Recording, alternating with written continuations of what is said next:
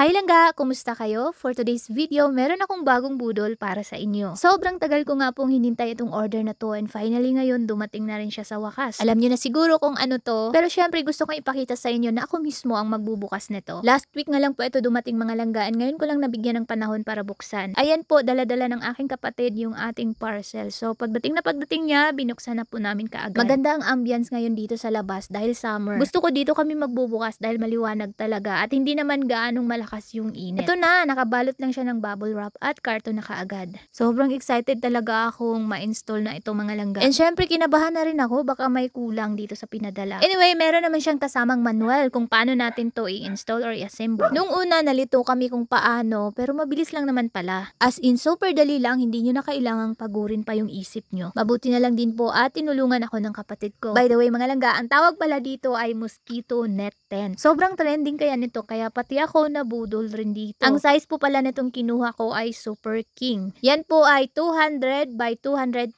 cm. Kapag na-install or na-assembled na nga natin itong mga bakal-bakal na yan, isuot na natin itong parang pinaka-mosquito niya. Nakaka-amaze mga langga. Napakagandaan niya na nga po yung kinalabasan niya. Malakas nga po ang hangin kaninang hapon. Kaya ayan, tinangay po ng hangin yung aming mosquito tent. Hindi pa po tapos yun. Syempre, maglagay pa po tayo ng kurtina dito. Pwede naman ay hindi nyo nasamahan ng kurtina. Pero sa akin, kompleto na talaga yung kinuha or pinurchase ko. Alam nyo ba mga langga, sobrang ganda nito. Kasi kung wala kayong privacy sa bahay nyo, wala kayong kwarto, pero meron naman kayong space, pwede nang ito yung magiging kwarto nyo. Sobrang na-amaze rin po talaga ako dahil super laki pala itong nakuha ko. Ito na po kasi yung pinakamalaki. Sa tansya ko nga po, magkasya dito yung 5 hanggang 6 na tao. At hanggang 8 pa nga siguro kung maliliit or mga bata lang yung kasama nyo. Sa part na to, in-install ko na nga po yung kurtina. So, ginamitan ko lang muna ng mga ipit-ipit ng damit kasi pang ano lang naman hindi naman to pang final. Tapos, tinalian ko dyan sa gitna. Ayos talaga tong mosquito tent na to. Basta wala lang ulan ha. Napakaganda niyang gamitin dito sa outdoor. Kapag gusto kayong mag-relax, pwede niyo siyang dalhin sa outdoor. Napakaganda nitong mosquito tent talaga na to. Bawat sulok po nito ay may mga zipper. Kaya pwede niyo pong pagbuksan lahat yan. Ganito nga po ang magiging itsura niya kapag nakabukas ang isang side. Sobrang natuwa ako at na-amaze talaga ako sa purchase na to. Lalo na ngayong summer. Wala na muna akong balak na i-install to sa kwarto. Dahil kapag gusto namin mag-chill lang dito sa labas, ay ilalagay na lang namin kaagad to. Mahangin siya, hindi ka maiinitan, and syempre safe yung mga bata dito sa loob dahil hindi talaga napapasukan ng lamok. Maganda to kapag gusto ng mga anak nyo na meron silang sariling space sa bahay nyo. Naku, wag na kayo magpagawa ng kwarto, pwede na to. Maraming sizes na available to. Merong single, double, queen, mga ganon. Pwedeng isahan, dalawahan, tatluhan. At maraming design ang pwedeng mapagpilian. Merong pang babae, pang lalaki, pang bata,